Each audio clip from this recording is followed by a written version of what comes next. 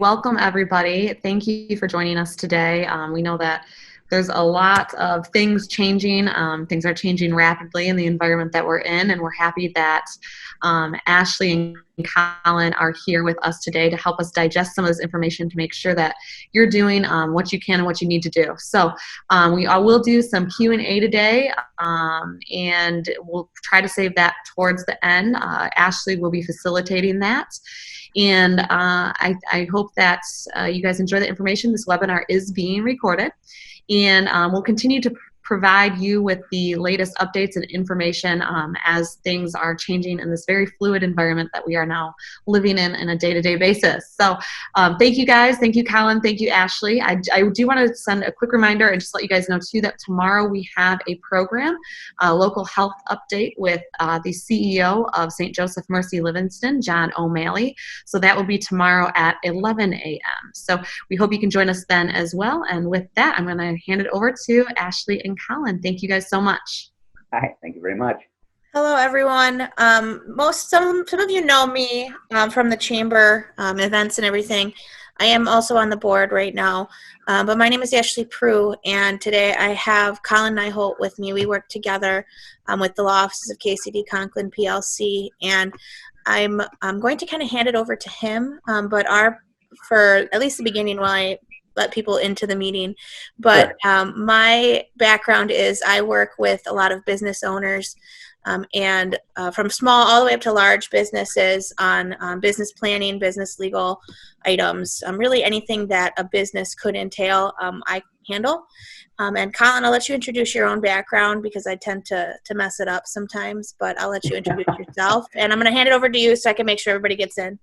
Sure. Thanks. Well, everybody, hi, my name is Colin Nyholt. I'm a licensed attorney. I've been practicing in the state of Michigan for approximately 10 years. A big portion of my practice is employment law, and particularly I specialize, well, you can't really say you specialize, but my practice concentration is in employee claims against employers. Ashley and I have been working together for the past couple of years, so I've moved into a little bit of work with businesses. And so, when I look at the changing legal environment, I kind of look at it from, what happens if one of your employees brings a charge against you or, takes an issue with some of the things that are happening. So in that respect, I've been very, very closely watching the developments in our legal environment with respect to the COVID-19 and some of the responses. So let me say congratulations, because we are slowly but surely starting to reopen. And we wanted to have a talk because there are some big changes in the stay-in-place order, the executive orders that are affecting businesses and their operations right now. I want to take a chance to talk to you about the regulatory environment and things that are happening right now that are affecting your abilities to operate. The big two things that I would be conscious of as you start moving towards opening are number one, OSHA. And number two, Executive Order 2020.77. That's the current version of the Stay Home, Stay Safe order, or the lockdown order, depending on which side you're on and what you refer to it as. With respect to OSHA, OSHA has issued some guidance for employers that are opening and operating in response to COVID-19.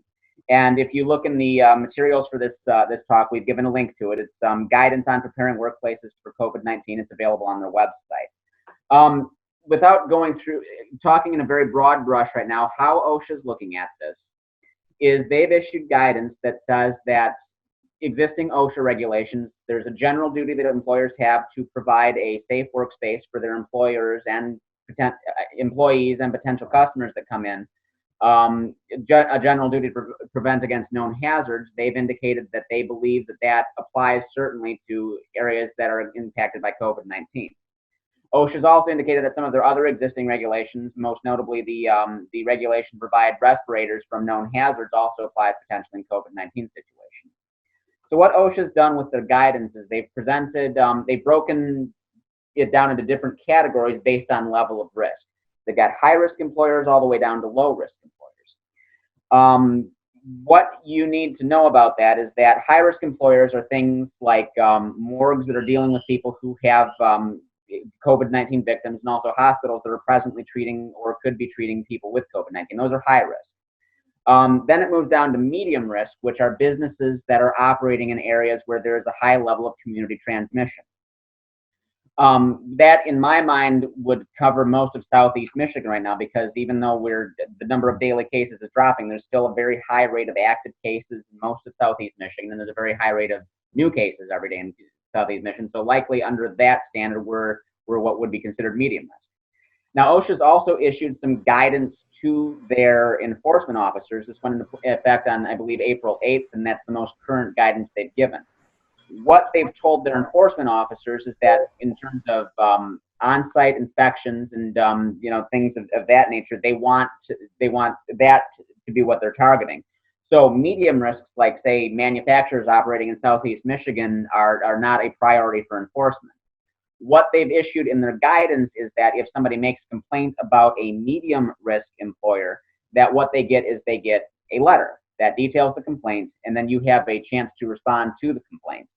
So what happens at that point is that OSHA has to do a on-site inspection before they can issue you a citation. What happens is so some people will tell you that OSHA is not enforcing against anybody who's not hospital, but really what happens at that point is if you've got that complaint against you, it sits in your file, and then if something happens 2 months from now, say their enforcement priorities change, they look at that existing complaint.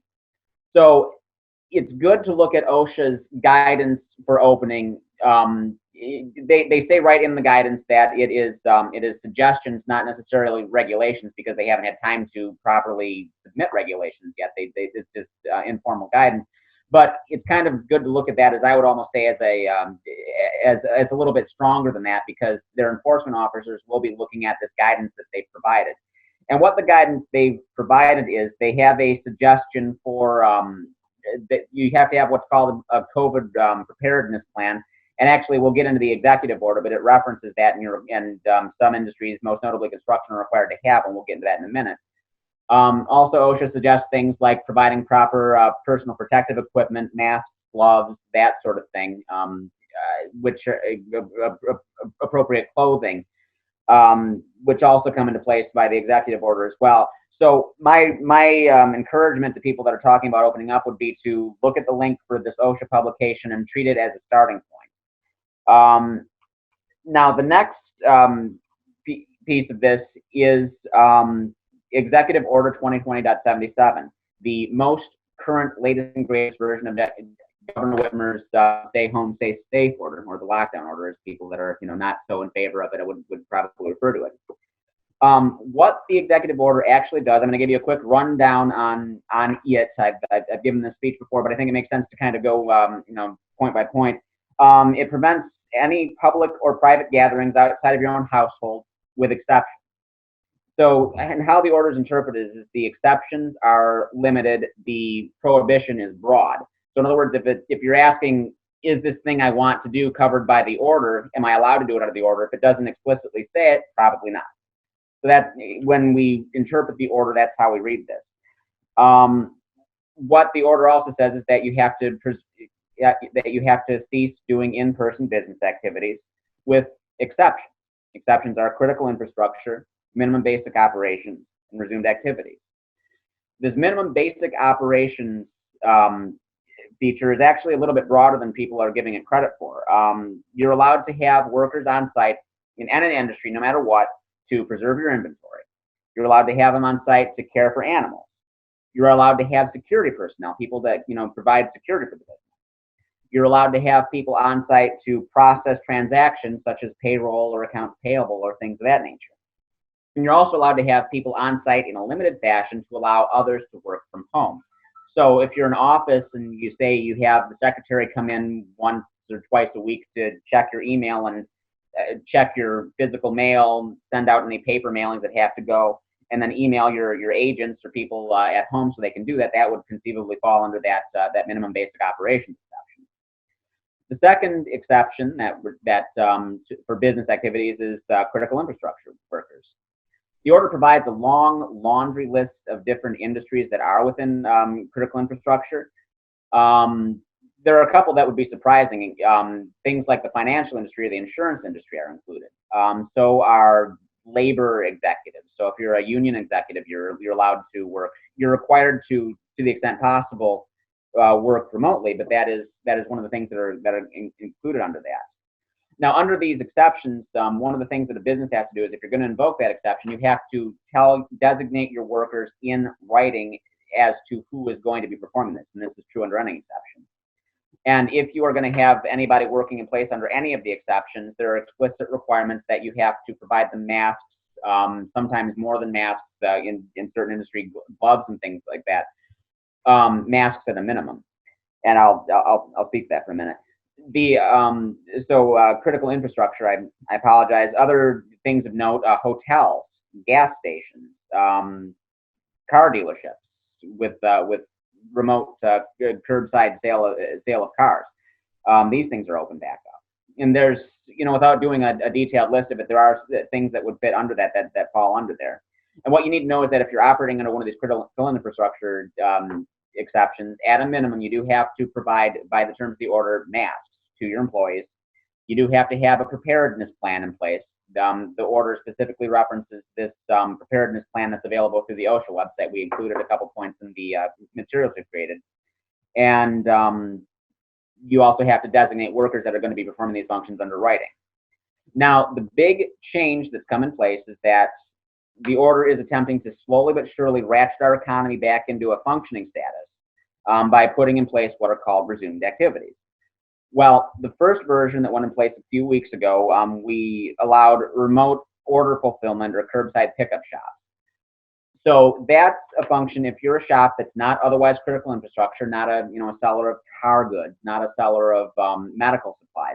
If you're selling non-critical things, novelty shops come readily to mind. Somebody that's selling something that's not necessarily for preserving human life, but you have a shop. You can open up. You can have customers drive to you to pick those things up, but you can't be open for the public to come into your shop. And you're allowed to have workers in place to perform those services for these curbside deliveries. Another thing that's opening back up is bicycle manufacturing and repair. The weather's getting nice, and people that ride bicycles, if you're a bike shop, you're now within the resumed activities, you can open back up. Garden stores and nurseries, lawn care, pest control companies, these were among the first list of people that were in resumed activities. Moving and storage businesses. Now, the order restricted so that now you are allowed to move to a new residence you acquire. This goes along with real estate activities, which have been resumed, and I'll talk about that in a minute. Another thing is parks and groundkeepers and golf courses, these sort of resumed activities. Now, on May 7th, we added additional resumed activities. We added what's called work customarily performed outside.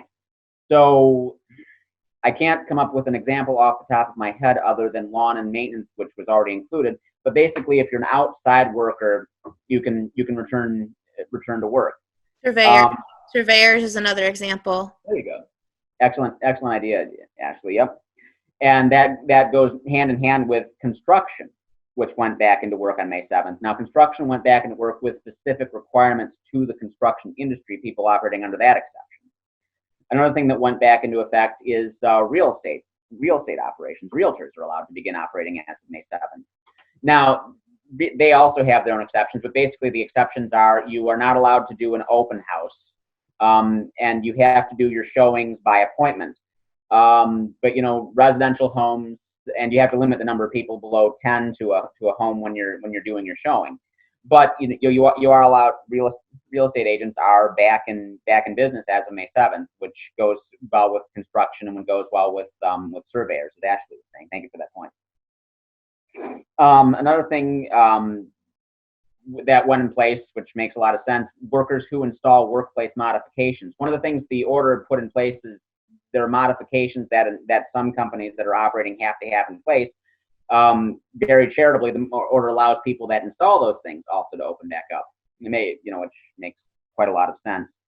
Another thing that's always it allows is people that facilitate work of critical infrastructures are back in place as well, and people that facilitate this work under it. So as of May 11th, the big change that we're prepared to talk about today is that manufacturing is resuming. And again, resumed activities, there are specific requirements that have been in place for any worker that is working in place under one of the exceptions under the Act, and those you're required to have an emergency preparedness plan in place. You're required to provide them with the minimum face coverings, and you're required to designate workers who are going to be performing these functions in writing. Now, one of the important points that there was a Q&A that was issued along with the emergency order. It's quite broad. What it specified is that with respect to, I apologize, I lost my train of thought. You know what? I'm going to move on to the specific requirements for the construction industry. I apologize. Somebody walked through my field of vision and it's caught my attention. The order has very specific, detailed requirements for construction. I would recommend anybody operating a construction industry that's resuming to review the order in depth, but I want to talk about some of the specific requirements for this thing to let you know what's in place. First and foremost, you have to have your emergency preparedness plan in place. Construction people are required to designate a person on site for any construction project who is responsible for making sure that COVID-19 statuses are being followed. You have to make sure people are wearing appropriate gloves and masks and things like that. Construction sites are required to provide appropriate spaces for employees to wash their hands and dispose of soiled masks afterwards, masks and gloves. They're required to provide masks and gloves. They're required to provide a method for screening people as they enter the job site. So what they recommend for the screening is that you ask them questions about present symptoms and send them access if they have present symptoms. They recommend, if possible, acquiring some sort of a no-touch thermometer to check people at the entry points. And they recommend specifically designating entry points to the job site. This is kind of mirrored in the manufacturing portion as well, which I'll get to in a moment. One of the things that they're required to do is to identify what they refer to as choke points on the construction site. So things like water coolers, elevators, lifts, places where people in the course of coming and going tend to clump together. They're required to identify those and potentially through applying physical barriers prevent that from happening.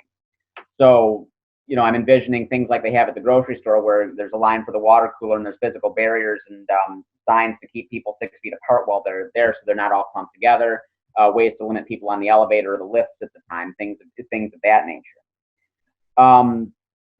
One specific requirement for construction is that if contractors are required to you're required to report any on-site COVID-19 cases. Contractors are supposed to tell their subcontractors if it happens, and the subcontractor that learns about it is to tell the contractor. So it's a two-way flow of information. A subcontractor that learns of it tells the contractor, and the contractor tells everybody. So there's supposed to be notifications of people that have COVID if that happens on the site, and that's consistent with what OSHA is envisioning as well, is with respect to the if you get into their suggestions, one of the things they recommend administrative controls where you have these sort of procedures in place where people are notified and where the worksite can be shut down, sterilized, and people who are affected can be given a time off to make sure that they're not infecting anybody else and that they're not sick. Another thing that it suggests is when people are delivering materials to a site, having procedures in place to prevent them from exposing each other, so that you don't, if the delivery driver drops off a cord of wood, you don't get sick from the delivery driver. I think that could be something as simple as when somebody drives in with a delivery truck, they don't get out of the truck, and then people who have already passed the on-site screening pull it off. Another thing that they're supposed to do is restrict unnecessary movement between job sites. So if you have people come into site A and they've been screened, you don't want them going back and forth from site B all day to the extent possible. You want to try to limit where your crews are. Another thing they recommend is staggering crews so that to limit the number of people on there at any time, stagger shifts and things of that nature. Now, the next piece of this that we wanted to really hit on, since we know that it's going into place, we know we have some interest in the manufacturing, is manufacturing specific requirements. Now, that's what a lot of people are tuning in for today. I apologize, it took us a minute to get there. The order, again, has very specific, detailed requirements for manufacturers that are going back into operation today under the manufacturing exception. And, I again recommend that you order 2020-77. It's available right online. There's a frequently asked questions section about it that gets into some of the nitty-gritty on some of the interpretation of the act. I'd recommend that anybody operating under the manufacturing review it thoroughly before they go back in place. Want to talk about some of the specific things that I spotted reading through it. Number one, it does require you to have the OSHA regulated, the OSHA suggested COVID-19 preparedness. We've included a link on the materials to OSHA's website that provides their proposed plan. Governor Whitmer's order specifically references that and specifically contains a link to that preparedness plan. So you're required to have that in place as a condition of opening. Things that you're required to do, as we talked about with construction, is minimize the number of workers present by staggering shifts. You're required to promote remote work as much as possible. That can be very limited in physical manufacturing, but if you have jobs like payroll or jobs like HR that can be performed remotely, you're required to do that to the extent possible. Manufacturing sites, as anybody, are required to provide not just masks, but also other appropriate personal protective equipment, gloves, so that they're not physically touching potentially contaminated surfaces, preferably clothing as well. You're required, as with construction, provided there are adequate hand washing and sterilization stations throughout the workplace. Washing and sterilization, the fact that they differentiate washing and sterilization stations, that tells me that you can have a normal sink or a hand sanitizer strewn about the place. To the extent possible, manufacturers are required to keep their people 6 feet apart. This is a common theme throughout all of the regulations. Anybody that's operating, there's the CDC recommended 6 feet of social distancing that we've all had beat into our heads ad nauseum over the past couple of months. That's definitely very much in place with manufacturing as well. There's a requirement to heighten facility standards for cleaning and sterilizing workplaces. So, that's going through with some form of a sterilizer for men that have been, working, sterilizing where they've been working so that there's not COVID remaining on the surfaces. As we know, disinfectants are effective in, eliminating COVID from the surfaces, and the CDC has guidance on what chemicals to use, and, best practices for that. UV light has also been showing some promise, and the CDC would be the most up-to-date source on the best ways to clean and sterilize. What they recommend is that, again, with manufacturing, daily screening of workers as they come in. Check their temperatures, ask them questions about symptoms, deny them access if they're showing symptoms or their temperature is outside of ranges. And what the order specifically suggests is that you have physical barriers at these points of entry to prevent people from, circumnavigating, going around them, avoiding them. A lot of manufacturers have existing security, so you just add the screening at the manufacturer. If you're a smaller manufacturer, you're going to want to, choke that down a little bit because that's a specific requirement for you. You're specifically required to stop any non-essential entry into the facility, including tours. Now, one of the big requirements that has to go in place with this is that there's a requirement for worker training. It gives a laundry list of items A through G for things that you're supposed to train your workers in. But what it boils down to is you have to give them training in how COVID is spread, what symptoms look like, and what your emergency preparedness plan looks like, and how to report suspected cases or their own cases of COVID to management. So that's a consistent theme through all these things is if somebody gets sick, you have to report it, and steps have to be taken to sterilize their area and get any other potentially infected workers out of there. And that can include temporary shutdown, and that can include having other workers who have been exposed to a positive worker go home. That's another thing that OSHA suggests, by the way, is that a workplace-related infection would be an incident of serious injury or hospitalization that would fall under the reporting requirements if required to do so. OSHA has reporting requirements for death or serious injury on the work site.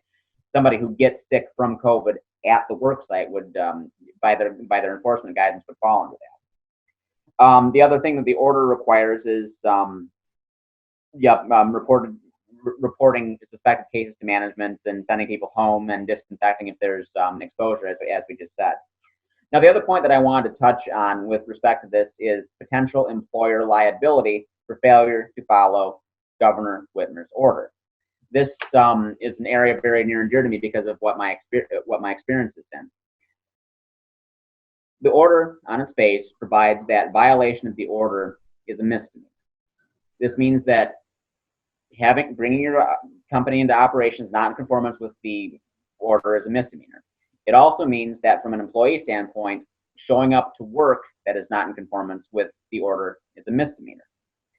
Michigan law is such that an employer, even though we have at-will, an employer cannot require their employees to violate the law in the course of their employment, and they can't discipline them for refusing to violate the law in the course of their employment. So from an employer standpoint, is if you're not in compliance with the act, your employees complain, and you take action against them because they've refused to work outside of conformance with the act, they potentially have a claim against you for wrongful employment practices, wrongful discipline, wrongful termination. The act itself also has some language invoking the Elliott-Larsen Civil Rights Act. It's a little bit vague in the way that it's written. What it says is that there's a requirement to wear masks in public. Employers have an obligation to provide masks to their employees, and people have an obligation to wear them when they're basically in any enclosed public space. You know, any inside work site, you'd have to wear them. What the order says is that discrimination against people who have to wear a mask pursuant within the course of their work are protected under the Elliott-Larsen Act, and discrimination against them violates the Elliott-Larsen Act. So I would have liked a little bit more specificity on that, because the Elliott-Larsen Act is a very broad statute against employers. It protects employer discrimination against a number of protected statuses. It prevents against public housing discrimination. It prevents against places of public accommodation, businesses from discriminating for these things. Read narrowly, it can just be that that you can't refuse to give somebody housing because they work at a job where they're required to wear a mask, or you can't refuse to serve them at an establishment that's opened because there's somebody that works a job that, you know, where they have to wear a mask. That's narrowly. Read broadly, it can be that if an employee requests a mask and they don't get one, and then you take action against them because they refuse to work out without a mask, you have anti-retaliation provisions under the Elliott-Larsen Act. So, you know, as somebody that represents these sort of people, I'm inclined to take a more aggressive view of it. The central bullet point to you is that because the Act invokes the Elliott-Larsen Act in response to the mask requirement, it potentially has some teeth to it if somebody doesn't provide a mask and they're required to under the Act. Well, I think that's the end of my notes. Ashley, do you have anything to add to this? No, I just wanted to let everyone know that I was kind of recapping a little bit of the highlights in the chat, because I know it's kind of just a lot of info up front. But Right. we're also going to, and I put the link in there for the sample preparedness plan in the chat.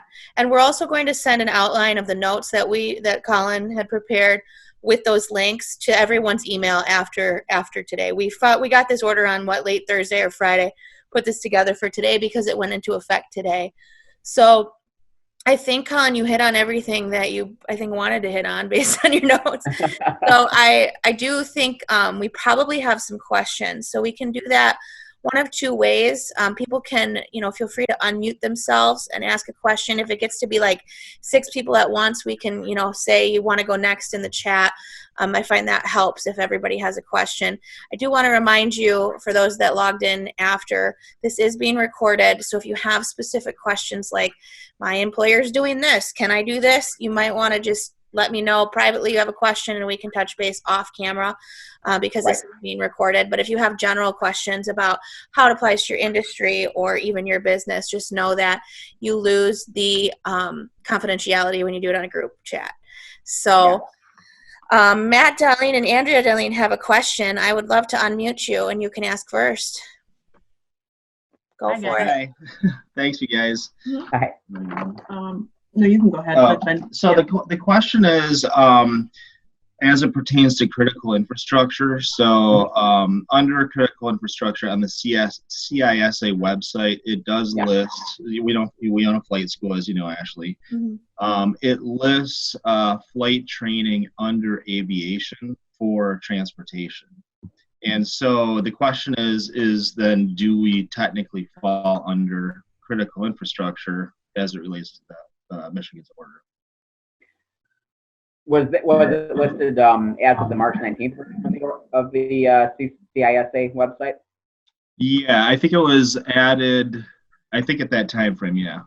Okay. A letter was written from the industry lawyers to CISA about the impact of flight training on pilots. What we're running into at this point with pilots is their currency and their proficiency, that they, we have to fly, every periodically to make sure that we stay proficient. It's very important in aviation. And so the lawyers wrote a letter, they took the letter and they added that into to the transportation sector. So we feel like we should be able to open as critical infrastructure, and we're starting to feel like we should in order just to serve our pilot population that needs to get in and stay proficient. So we're just wondering, is it legal then to actually open under the order? Right. And what the guidance I would give you on that is that the order was very specific to say that it was what was listed on the CISA website as of March 19th, 2020. So it is specifically any amendments after that date didn't get incorporated into the order's definition of critical infrastructure. Oh, I see. So we would have to go see what was listed on the March 19th date. Correct.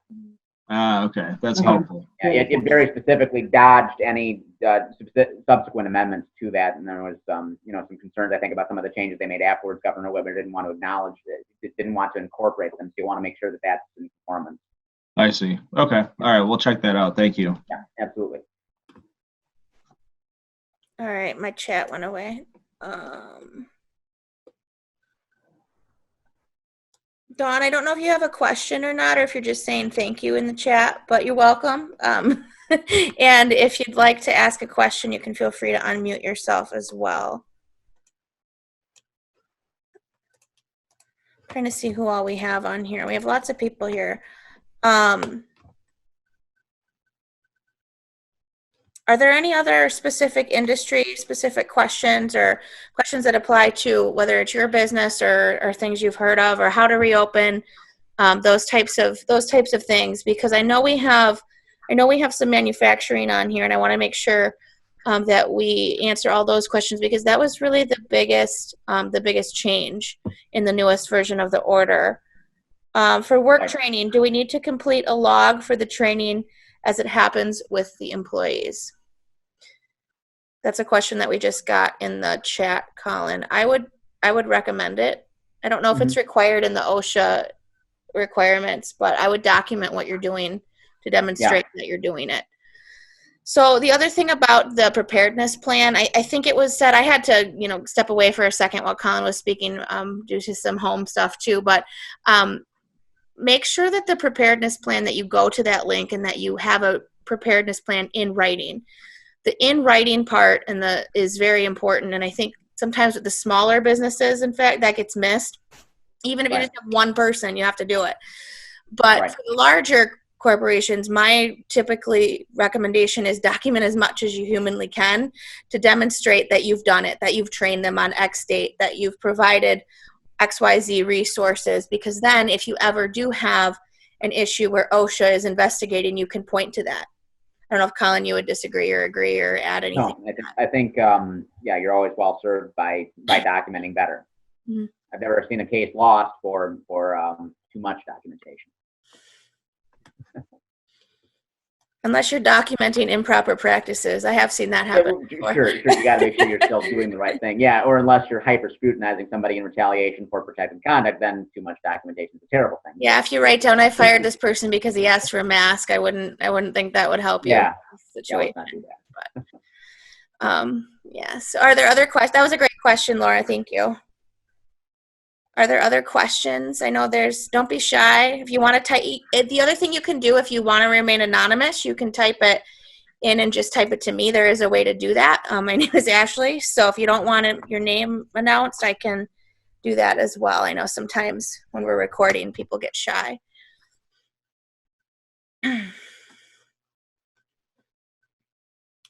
Do we need to publish our plan on our website? I don't think you need to, but Colin, do you? How the order reads is that it has to be available at your corporate headquarters or on your website. So not necessarily, but it would be advisable. Yeah, I don't think it would hurt to do it. I think it would help. Right. Mm-hmm. Are there other questions we want to know, want to help?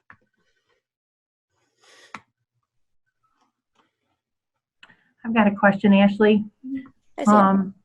We we're a bit unique because we're a manufacturer as well as a service provider. Mhm. We brought employees. We're also part of the critical infrastructure, so we've been working all along. But we've just been bringing employees back. We provide masks to everyone. We have policies put in place, but something that you said was made me wonder if we're doing that correctly. We've provided masks, but internally, everybody is working in their own space well within the 6 feet. Do they have to wear the masks on premise? How the order reads is any person in an enclosed space has to wear a mask, that unless they have a medical reason why they can't. So unfortunately, as I would interpret the order, I would say yes, they would, even though they're outside of the 6 feet. It's in addition to. Yeah, so even theoretically, if I went to my office by myself, I would still be required to wear a mask. It's not incredibly clear. Right, that is the way it reads, yes. You sitting alone in your building are, the way the order reads, required to wear a mask. Okay, thank you. Yep. Are there other questions? Jim, hi. Hi, I'm Jim Gilmore with Vienna Community Dental Center. I have not seen dentist offices and physicians' offices listed on any of the publications as to where they are in the pecking order as far as being able to reopen. Well, as medical providers, you would have been considered critical infrastructure from the beginning. No, we were already determined for emergencies only. We had to cancel all of our regular and our hygiene. Okay, you had non-emergency services. Right. I see. Yep, gotcha. And those haven't been reinitiated yet. Okay. Yep. Okay, we're going to need direction from the MDA and the ADA before we can do anything anyway, and they're way behind. I think waiting to see what the various states might require. Right. Yeah, and OSHA, as a high risk entity, you're one of the ones that are looking at the most closely. Mm-hmm. Yep. Mm-hmm. Okay. Thank you. Yep. I'm looking to see if anybody, I've got like 2 screens of people here. I'm making sure people aren't trying to flag me down here. Are there I have a question sent privately. Are there specific resources that we should use for training on how COVID is spread and what the symptoms are? Yeah, Colin, are there any publications? I haven't actually looked. I'd go to the CDC website. The order doesn't give any links or any suggestions in that respect. It just says training on routes by which COVID is spread. I know there's the CDC has some good information. I know there's a lot of different videos floating around YouTube that describe it. You'd want to make sure that they're accurate and not promulgated by somebody with ulterior motives, but that might be a good source as well.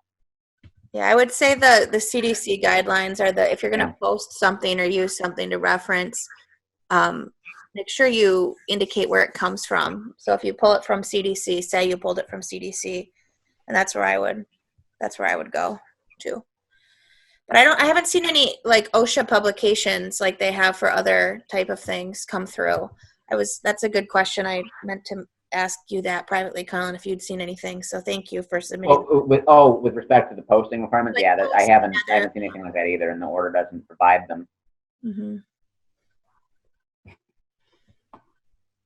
That's what happens when you're come out with something on Thursday that has to go into effect Monday. There's these, Well, and that's kind of the impression I get from the agency's response. I mean, they've done a very good job, I think, getting stuff together. It's just all happening so fast in real time. Oh yeah, I wasn't trying to blame them for that. It's just everything is changing so quickly that sometimes it would be great if we had. And there was a publication about that you are required to, not unrelated to reopening, but you do have to post requirements about the leave. Is correct, Colin? Those were provided. That's in response to the Families First Coronavirus Response Act, which extends FMLA and then adds a right to paid leave that goes along with the FLSA. It also came with a posting requirement. And what happens, and then if any of you have any questions about that, is available on the Department of Labor's website. It's a PDF form. You print it off and you stick it up where your other notices are posted. So that's if you're looking for that topic, but it is relevant as people reopen, that people can take leave now. So that couldn't work. Yep. And just one thing to watch out for is when I was looking for that PDF, the same day that they released it, I started seeing companies that would sell you a copy of it for like $50 a piece, when if you just go to the Department of Labor's website, you can print it off for free and it works. So you got to watch out for that sort of thing. And there is a free one available. I think we've given links to it before. I can if anybody has any questions. But that is something to be conscious of, is if you are reopening, absolutely, you have this notice requirement, and you want to make sure you're in conformance in that as well. Yeah, it's unrelated to the reopen, but if people closed and are reopening, they may not know that the CARES Act requires extensions to FMLA, and you have to inform your employees of that. Post it in break rooms, so that type of thing. So if you have specific questions on that, let us know either here or separately. Mm-hmm. Do we have other questions? I'm watching people on. Or was there anything you hoped we would cover and we didn't? We can't tell you when the rest of the people are going to reopen. I know that's everybody's question right now, but thanks for the info. You're welcome. Thank you for all attending. And I don't want to rush people off or anything, but if there are more questions, we do want to entertain them. And if you do have a question that you are skeptical about asking on the public format, and you want to reach out to us privately, you can go ahead and do that as well. Whether it's Colin or I, you can talk to either one of us. And if I don't know the answer, I'll defer to him, and vice versa. We do that pretty regularly. So, or we'll look for it, because that's what lawyers do. But we do want to know if you have other questions, if you had anything come up, if you log off, see our outline, have another question, let us know, because we weren't able to get that together quick enough to send it ahead of time, but we will send it to everyone who registered privately or separately in email. Janelle, do you have anything else for us if there are no more questions? I don't have anything else to add, except for thank you guys so much for the information, and hopefully it sounds like everybody was able to get a little more clarity on the current situation. So that was our goal today. And thank you for helping us with that. So let's see. We do have our local health update tomorrow with John O'Malley, St. Joseph Mercy Livingston, and we'll get that information that Ashley mentioned out to you guys with the links. I can also send Ashley's email and Colin's email in that email as well, so you guys have their direct contact information, and you can reach out to them directly with any additional questions you may have. But I think that's all I have for today. It was great seeing so many of you on the call. I'm going to pass it back to Ashley. Yeah, I saw another question come through privately that I want to make sure we address. There was some confusion about the mask requirement. There was thoughts that the mask requirement was only if employees were in front of the public, but no. And that's not what the order says. So anytime you're in an enclosed building, other than your home, but anytime you're in an enclosed, go ahead, Colin. Right, the mask requirement appears several points in the order. Anytime a person are out and about in an enclosed public space, working, shopping, whatever, you have to be wearing a mask. If you're an employer that's operating under any of the exceptions we covered, you have to provide your employees masks. So that it's not just if they're in front of the public. It's if your employee is there working under these exceptions, you're required to provide it for them. That's let's see. It's paragraph 15 of the Act. Let's see. Paragraph 15, rules governing face coverings. All businesses in operation whose workers perform in-person work must, at a minimum, provide non-medical grade face coverings to their workers. That's a good clarification, because it's providing non-medical grade face coverings unless they're a first responder or medical personnel. So the mask that you provide doesn't have to be an N95 like you'd have to give a doctor or you know, a mortuary worker. It can. I'm seeing things online for how you can make a mask out of an old sock. You know, how you can turn a vacuum bag into a mask, something like that. It can be something as simple as that, but it is a hard and fast requirement for any business operating in person under any exception has to have those available for the workers, and they are required to be wearing them whether they're seeing the public or not. That's a very good point.